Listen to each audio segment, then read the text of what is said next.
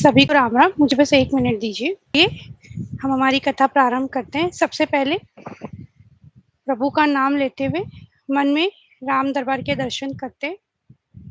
हमारे प्रभु श्री राम आसन पर विराजमान है, सिंहासन पर विराजमान है, हमें आशीर्वाद देते हुए, तथा माता सीता उनके साथ आशीर्वाद देते हुए विराजी हुई है। लक्ष्मण भैया, भरत भैया, शत्रुघ्न भैया हाथ जोड़े खड़े हैं तथा हमारे बजरंगबली प्रभु के श्री चरणों में बैठे हैं। और हम हाथ जोड़कर प्रभु से निवेदन करते हैं कि हम पर हमेशा अपनी कृपा बनाए रखें तथा हमें आशीर्वाद दे कि हम सफलतापूर्वक श्री रामचरितमानस का पाठ पूर्ण कर सकें। बोल सियावर रामचंद्र की जय। तो हमने देखा कि प्रभु ने कैसे बाण खींचा कान तक और रावण को 31 बाण मारे, जिसे नाभि में 1 बाण 10 सिर को और 20 भुजाओं को काट डाला। और फिर सीता विभीषण जी का राज तिलक किया तथा लंकेश बनाया, उन्हें लंका का राजा बनाया और फिर कहा कि माता सीता को अब यहाँ पे भेजिए। और अब माता सीता जब आ रही थी तो फिर जो छाया मूर्ति थी, क्योंकि जो थी वो छाया मूर्ति थी, तो असली वाली सीता माता अग्नि में से निकली और छाया मूर्ति उसमें भस्म हो गई। इस तरह से बाहर आ गए। फिर हमने देखा कि इंद्र का जो सारथी था मातली, वह चरणों में सिर नवाकर रथ लेकर आगे चला। देवता सभी स्तुति करने लगे। ब्रह्मा जी ने भी बड़ी स्तुति की, प्रभु की जय जयकार की और उनका मन एकदम प्रेम पुलकित हो गया था। उसी समय दशरथ जी वहां आए। दशरथ जी मतलब वो तो गुजर गए थे, तो अभी वहां पर आए। पुत्र श्री राम जी को देखकर उनके नेत्रों में जल छा गया। दोनों ने पिता को प्रणाम किया, प्रभु श्री राम और लक्ष्मण जी ने। दशरथ जी ने भेद भक्ति में अपना मन लगाया था, इसी से उन्होंने कैवल्य मोक्ष नहीं पाया। उनको श्री राम जी अपनी भक्ति देते हैं। प्रभु को इष्ट बुद्धि से बार बार प्रणाम करके दशरथ जी हर्षित होकर देवलोक को चले गए।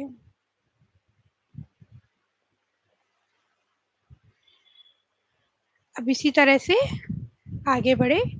लंकापति रावण को अपने बल का बहुत घमंड था। उसने देवता और गंधर्व सभी को अपने वश में कर लिया था और वह मुनि सिद्ध मनुष्य पक्षी और नाग आदि सभी के हठपूर्वक हाथ धोकर पीछे पड़ गया था।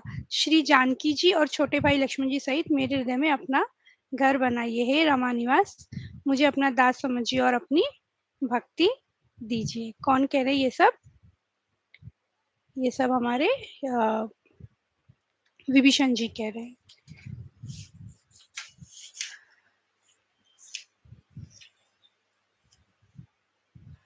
अब काकाभूषुंडी जी कहते हैं, हे गरुड़ सुनिए, प्रभु के ये वचन अत्यंत गहन और गूढ़ है, ज्ञानी मुनि ही इन्हें जान सकते हैं। यहाँ तो उन्होंने केवल इंद्र को बढ़ाई दी। अब इंद्रदेव यहाँ पे बात कर रहे हैं, तो इंद्रदेव से प्रभु कह रहे हैं, इंद्र ने अमृत बरसाकर वानर भालुओं को जिला दिया। सब हर्षित होकर उठे और प्रभु के पास आए। अमृत की वर्षा दोनों ही दलों पर हुई, पर रीछ वानर ही जीवित हुए, राक्षस नहीं। इंद्रदेव ने अमृत की वर्षा की, जिससे रीछ वानर उठे, किंतु राक्षस नहीं उठे। क्यों? क्योंकि राक्षसों ने मरते समय राम कहकर वो मरे थे ना, समय रामाकार हो गए थे, इसलिए वे मुक्त हो गए, भवबंधन से छूट ही गए। फूलों की वर्षा करके सब देवता सुंदर विमानों पर चढ़ चढ़कर चले। तब सुअवसर जानकर सुजान शिवजी प्रभु श्री रामचंद्र जी के पास गए और सुंदर हाथों में श्रेष्ठ धनुष और सुंदर बाण धारण किए हुए, आप मेरी रक्षा कीजिए, प्रभु से निवेदन करने लगे। शिवजी महाराज, हे नाथ, जब अयोध्यापुरी में आपका राज तिलक होगा, तब हे कृपा सागर, मैं आपकी उदार लीला देखने आऊंगा। जब शिवजी विनती करके चले गए, तब विभीषण जी प्रभु के पास आए और चरणों में सिर नवाया और कहा, हे प्रभु, इस दास के घर को पवित्र कर दीजिए, मुझे साथ लेकर अयोध्यापुरी को पधारिए। विभीषण जी ने कोमल वचन सुनते ही दीनदयालु प्रभु के दोनों विशाल नेत्रों में प्रेम अश्रुओं का जल भर आया। प्रभु ने कहा, हे भाई सुनो, तुम्हारा खजाना और घर सब मेरा ही है।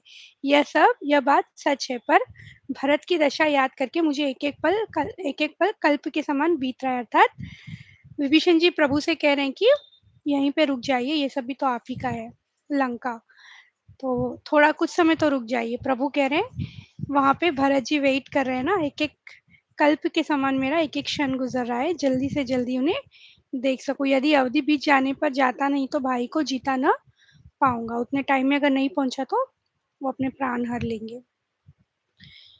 तुम कल्प भर राज्य करना, मन में मेरा निरंतर स्मरण करते रहना, फिर तुम मेरे उस धाम को पा जाओगे जहाँ सब संत जाते हैं। अब यहाँ पे फिर प्रभु ने विभीषण जी महल को गए और बहुत सारे मनिया रत्न बहुत सारी चीजें लेकर आए और विमान में उन्होंने भर दिया। विमान में भरने के बाद प्रभु ने कहा कि इस सबको आप आकाश में चढ़ के बरसा दीजिए ताकि ये सब सभी को मिल जाए, जिसके मन को जो अच्छा लगे वो वैसे ही ले ले।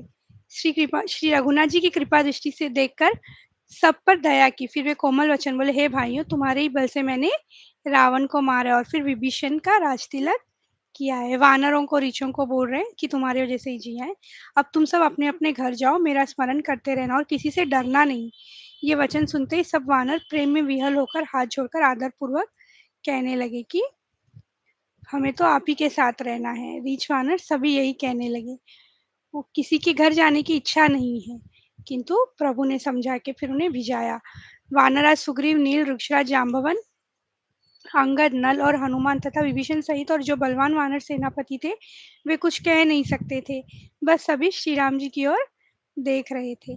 सबको अब श्री राम जी ने अतिशय प्रेम देखकर सबको विमान पर चढ़ा लिया। ये जो मेन थे मंत्री, इनको विमान पे ले लिया और सब जयकारा कहने लगे। उस पर सीता जी सहित प्रभु श्री रामचंद्र जी विराजमान हो गए। किस पर? जो विमान था उस पर। श्री रघुवीर जी ने कहा, हे सीते, रणभूमि देखो। मतलब अब सब दिखाते हुए लेके जा रहे हैं, प्रभु रणभूमि दिखा रहे हैं कि देखो यहाँ कुंभकर्ण मरा था, यहाँ मेघनाथ मरा था, यहाँ पे ये सब हुआ था, यहाँ पे हमने ऐसे पुल बांधा था, जो राम सेतु बांधा था, वो प्रभु बता रहे हैं। दंडक वन, अब जैसे वापस जा रहे हैं ना अयोध्या, तो सब एक एक चीज जैसे जैसे आ रही है वैसे प्रभु माता सीता को बतलाते ही जा रहे हैं। फिर कहा कि दंडक वन देखो, यहाँ पे आए थे। चित्रकूट दिखाया प्रभु ने, गंगा जी यमुना जी के दर्शन कराए, प्रयाग के दर्शन कराए, त्रिवेणी जी के दर्शन करवाए, फिर अयोध्यापुरी के दर्शन करो, जो तीनों प्रकार के तापों और भवरोग को नाश करने वाली है। दूर से अयोध्यापुरी दिख रही है। अब यूं कहकर कृपालु श्री राम जी ने सीता जी सहित अवधपुरी को प्रणाम किया। सजल नेत्र और पुलकित शरीर होकर श्री राम जी बार बार हर्षित हो रहे थे। अब अपने घर जब आते हैं तो हम बहुत खुशी होते हैं, और यहाँ तो प्रभु 14 साल बाद अयोध्या के नगरी में पहुंच रहे हैं, तो दूर से प्रभु कह रहे हैं कि देखो ये अयोध्या नगरी है। तदंतर प्रभु ने हनुमान जी को समझाकर कहा, तुम ब्रह्मचारी का रूप धरकर अवधपुरी को जाओ, भरत को हमारी कुशल सुनाना और उनका समाचार लेकर चले आना कि भाई मतलब बोल दो हम आ गए, अब क्या है, what is the next step. पवन पुत्र तो हनुमान जी हमारे तुरंत ही चले। प्रभु तब तक हमारे प्रभु श्री राम भरत जी के पास, भरद्वाजी मुनि जो थे उनके पास गए। और यहाँ जब निषाद राज ने सुना कि प्रभु आ गए, तो फिर उसने कहा नाव कहाँ है, पुकारते हुए लोगों को बुलाया। वापस नाव से आ रहे, फिर गंगा जी की पूजा की। गंगा जी भी मन में बहुत हर्षित हो रही है और माता सीता से कह रही है, हे सुंदरी, तुम्हारा सुहाग अखंड रहे। और इस तरह से अब आगे निकलने लगे।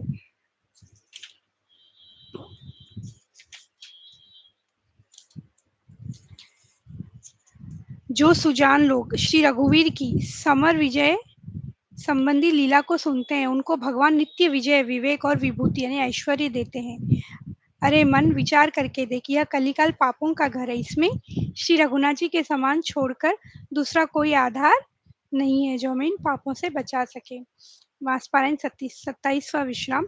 इति श्रीमद् रामचरितमानसे सकल कलिकलुष्व विध्वंसन ये षष्ठम सोपानम समाप्तम। कलयुग के समस्त पापों को नाश करने वाले श्री रामचरितमानस का यह छठा सोपान समाप्त हुआ, लंका कांड समाप्त हुआ।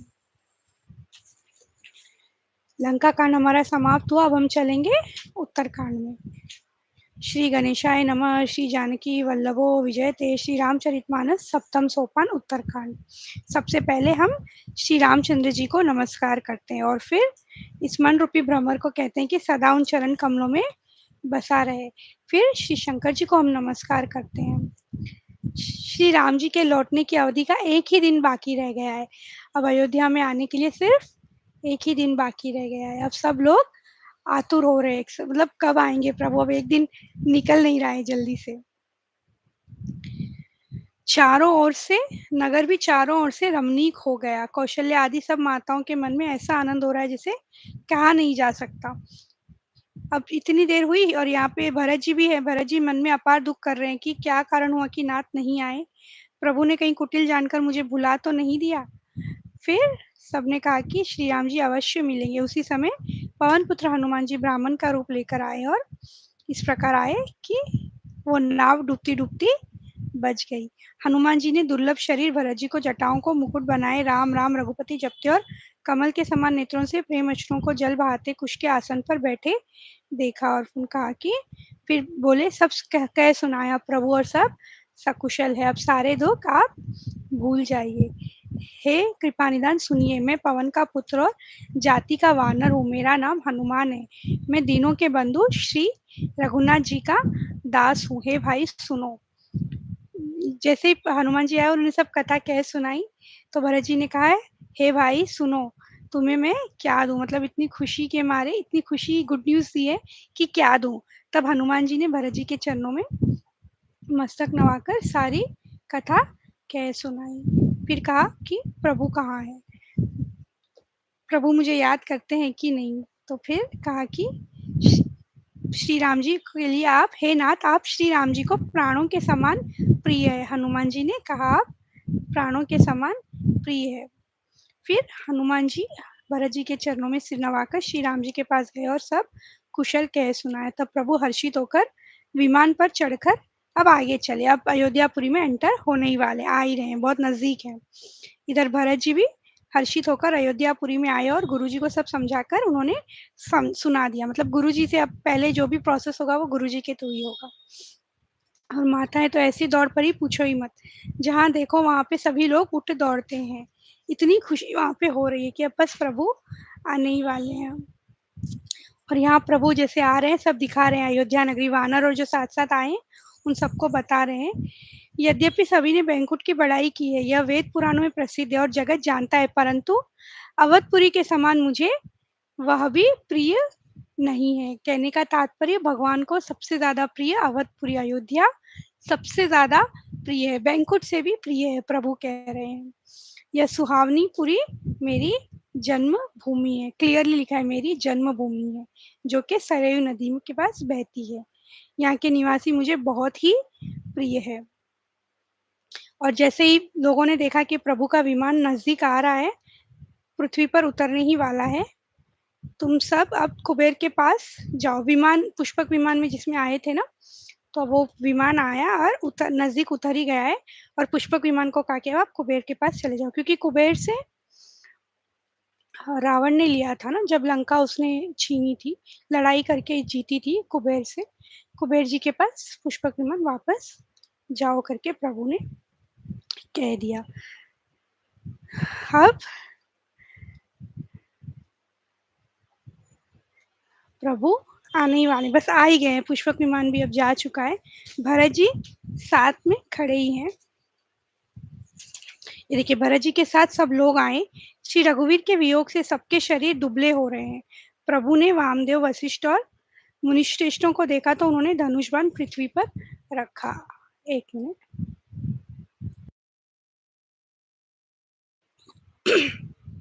तो अब प्रभु हमारे बिल्कुल आ ही गए हैं। तो एक प्यारा सा भजन गा लेते हैं। आई गए रघुनंदन, सजवा दो द्वार द्वार, स्वर्ण कलश रखवा दो, बंधवा दो बंधनवार। आई गए रघुनंदन, सजवा दो द्वार द्वार। आई गए रघुनंदन, सजवा दो द्वार द्वार। स्वर्ण कलश रखवा दो, बंधवा दो बंधनवार। स्वर्ण कलश रखवा दो, बंधवा दो बंधनवार। तो मतलब प्रभु अब सोचिए 14 वर्ष, 14 ईयर्स बिल्कुल देखा ही नहीं प्रभु को। जो अयोध्या वासी थे देख ही नहीं पाए, तो उनकी हालत तो क्या हो रही होगी। हम तो सिर्फ़ अभी नाम लेते हैं, कभी-कभी ऐसा लगता है भगवान बिछड़े हुए हों तो दुःख होता है, तकलीफ़ होती है। 14 साल जो शुरू से साथ में रहे हो और देखा ही ना हो, तो उनकी दशा तो क्या कही जा सकती है। तो बहुत ही ज़्यादा हर्षित थे वहाँ के लोग। अब छोटे भाई लक्ष्मण जी सहित दौड़कर गुरुजी के चरण कमल पकड़ लिए प्रभु ने हमारे, और फिर अब भरत जी प्रभु के चरणों में पड़े। भरत जी ने प्रभु के चरण पकड़े और उठाए, नहीं उठ रहे हैं। तब प्रभु ने ज़बरदस्ती फिर उन्हें उठाया, और प्रभु भरत जी से सब कुशल पूछते हैं, परंतु आनंदवश भरत जी के मुख से कुछ वचन शीघ्र निकल ही नहीं रहे हैं। इतनी ज़्यादा खुशी हो गई, इतने ज़्यादा हर्षित हो गए हैं, भरत जी के पूछने पे भी कोई जवाब निकल नहीं रहा है, मतलब इतनी ज़्यादा हर्षित है वो। फिर प्रभु ने शत्रुघ्न जी को गले से लगाया, और फिर प्रभु को देखकर सारी अयोध्यावासी सब हर्षित हो गए। वियोग के उत्पन्न सब वियोग से उत्पन्न सब दुख नष्ट हो गए। सब लोगों प्रेम विहीन देखकर खर के चतुर कृपालु श्री राम जी ने एक चमत्कार किया। इतनी सारी पब्लिक थी अयोध्या की मिलने की, अभी तो एक दो लोगों से ही मिलना हुआ है, तो कैसे मिलेंगे। हमारे प्रभु ने क्या चमत्कार किया, क्योंकि सब बिल्कुल गड़बड़ में है कि प्रभु से मिलना है, प्रभु से मिलना है, राम जी से मिलना है। तो प्रभु ने क्या किया, एक चमत्कार किया कि उसी समय कृपालु श्री राम जी असंख्य रूपों में प्रकट हो गए, और सबसे एक ही साथ, मतलब बहुत सारे रूप प्रकट हो गए भगवान के एक ही साथ, यथा योग्य सभी से मिले, और श्री रघुवीर ने कृपा की दृष्टि से देखकर सब नर नारियों को शोक से रहित कर दिया। तो देखिए प्रभु ने क्या किया, एक ही मिनट में अनेकों रूप धारण किए और सभी से एक साथ मिल लिए। इससे सभी के दुख जो थे वो दूर हो गए। भगवान क्षण मात्र में सबसे मिल लिए। हे उमा, यह रहस्य किसी ने नहीं जाना, ये बात किसी को पता नहीं थी, सबको ये लग रहा है कि मेरे से ही मिल रहे हैं, लेकिन प्रभु तो एक ही मिनट में सबसे मिल लिए। इस प्रकार शील और गुणों के धाम श्री राम जी सभी को सबको सुखी करके अब आगे बढ़े, तथा कौशल्य आदि माताएं ऐसे दौड़ी मानो नई ब्याही हुई गौएं अपने बछड़े को देखकर दौड़ती हों। मानो नई ब्याही हुई गौएं अपने छोटे बछड़ों को घर पर छोड़ परवश होकर वन में चरने गई, और दिन का अंत होने पर बछड़े से मिलने के लिए हुंकार करके तन से दूध गिराती हुई नगर की ओर दौड़ी हो। प्रभु ने अत्यंत प्रेम से सब माताओं से मिलकर उनसे बहुत प्रकार के कोमल वचन कहे। तो कितना अच्छा वर्णन दिया गया है यहाँ पे श्री रामचरितमानस में गौ माता और बछड़े का, मतलब माता और पुत्र या माता और बच्चे का जो प्रेम है, कितना सुंदर तरीके से यहाँ पे दर्शाया गया है। श्री तुलसीदास जी ने बहुत सुंदर तरीके से लिखा है कि यहाँ पे जो माताएं हैं, मतलब प्रभु श्री राम की माताएं भी उनसे ऐसे ही मिलने दौड़ी जैसे कि गौएं दौड़ती हैं उनकी बछड़ों को दूध पिलाने के लिए, जब नई नई ब्याही हुई बाहर जाती हैं।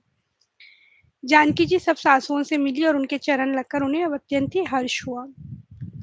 सब माताएं श्री रघुनाथ जी का कमल सा मुखड़ा देख रही हैं, देख अब जी भर के अपने बेटे को देख रही हैं, और कह रही हैं कि इतना सुकुमार है हमारा पुत्र। मन में सोच रही है कि इसने लंकापति रावण को कैसे मारा होगा, इतना बड़ा है रावण तो राक्षस। कह रही हैं मेरे ये दोनों बच्चे बड़े ही सुकुमार हैं, और राक्षस तो बड़े भारी योद्धा और महान बली थे, कैसे मारा होगा। सभी उत्तम स्वभाव वाले वीर वानरों ने मनुष्यों के मनोहर शरीर धारण कर लिए। जो प्रभु के साथ आए थे ना, नील नल, सुग्रीव जी, अंगद जी, सुग्रीव जी, हनुमान जी, सभी ने मनुष्यों के रूप धारण कर लिए। फिर रघुनाथ जी ने सब सखाओं को बुलाया और सबको सिखाया कि मुनि के चरणों में लगे। फिर सभी को बुलाकर कहा कि प्रभु प्रभु ने कहा कि चरण में लगे, सबके चरण पड़िए गुरु जी के। फिर उन लोगों ने कौशल्या जी के चरणों में मस्तक नवाए। हर्षित होकर उन्होंने आशीर्वाद दिया कि तुम सब मेरे लिए रघुनाथ के समान ही हो। आनंद कंद श्री राम जी अपने महल को चले आकाश फूलों की वृष्टि से छा गया। नगर के स्त्री पुरुषों के समूह अटारियों पर चढ़कर उनके दर्शन कर रहे हैं। सोने के कलशों को विचित्र रीति से अलंकृत कर और सजा कर सब लोगों ने अपने अपने दरवाजों पर रख दिया है। सब लोगों ने मंगल के लिए बंधनवार ध्वजा और पताकाएं लगाई हैं। जो हमने अभी भजन गाया था, बस वही भजन यहाँ पे इसी से लेके वो भजन बनाया गया है कि सारी सजावट अयोध्या में कर दी है, क्योंकि हमारे प्रभु आ गए हैं। शिव जी कहते हैं, हे भवानी, प्रभु ने जान लिया था कि माता कैकेयी लज्जित हो गई है। वे पहले उन्हीं के महल को गए और उन्हें समझा बुझाकर बहुत सुख दिया। फिर श्री हरि ने अपने महल को गमन किया। गुरु वशिष्ठ जी ने ब्राह्मणों को बुला लिया। आज शुभ घड़ी, सुंदर दिन आदि सभी शुभ योग है। आप सब ब्राह्मण हर्षित होकर आज्ञा दीजिए, जिसमें श्री रामचंद्र जी सिंहासन पर विराजमान हो। वशिष्ठ मुनि की सुहावने वचन सुनते ही सब ब्राह्मणों ने बहुत ही खुश सभी ब्राह्मण बहुत ही हर्षित हुए और कहा उन्हें ये सब वचन अच्छे लगे, अर्थात आज ही प्रभु का राज तिलक होगा। वे सब अनेकों ब्राह्मण कोमल वचन कहने लगे कि श्री राम जी का राज्याभिषेक संपूर्ण जगत को आनंद देने वाला है। अब विलंब न कीजिए, शीघ्र ही तैयारी कीजिए। तब सुमंत्र जी को बुलाया गया और कहा कि सभी नदियों से जल लेकर आए। श्री रामचंद्र जी ने सेवकों को बुलाकर कहा कि तुम लोग जाकर पहले मेरे सखाओं को स्नान कराओ। प्रभु को स्नान कराने आए तो कहा कि मेरे सखाओं को कराओ, और प्रभु ने खुद तीनों भाइयों को अपने हाथों से स्नान करवाया। और फिर श्री राम जी ने अपनी जटाएं खोली और गुरु जी की आज्ञा मांगकर फिर उन्होंने स्नान किया। सासुओं ने जानकी जी को आदर के साथ तुरंत ही स्नान करा के अनेक अंग अंग में दिव्य वस्त्र और श्रेष्ठ आभूषण भली भांति सजा दिए। श्री राम के बाईं ओर रूप और गुणों की खान रमा यानी कि श्री जानकी जी शोभित हो रही हैं। उन्हें देखकर सब माताएं अपना जीवन जन्म सफल समझकर हर्षित हो रही है। प्रभु और माता सीता एक साथ बैठे, वो जो सीन है वो देख के सभी को यही लग रहा है कि जीवन सफल हुआ, जीवन धन्य हुआ।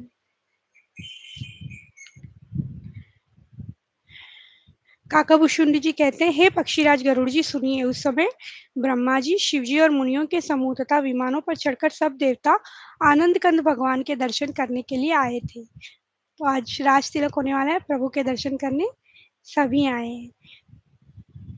प्रभु को देखकर मुनि वशिष्ठ जी के मन में प्रेम भर आया। उन्होंने तुरंत ही दिव्य सिंहासन मंगवाया, जिसका तेज सूर्य के समान था। उसका सौंदर्य उस वर्णन नहीं किया जा सकता। ब्राह्मणों को सिर नवाकर श्री रामचंद्र जी उस पर विराज गए। मुनि जय हो ऐसा पुकारने लगे। पहले मुनि वशिष्ठ जी ने तिलक लगाया, फिर माताएं हर्षित होकर पुत्र को सिंहासन पर देखकर उन्हें बार बार उनकी आरती उतार रही है। ब्राह्मणों को अनेक प्रकार के दान दिए गए और संपूर्ण याचकों को अयाचक बना दिया, मतलब माला माल कर दिया जितने भी आए थे।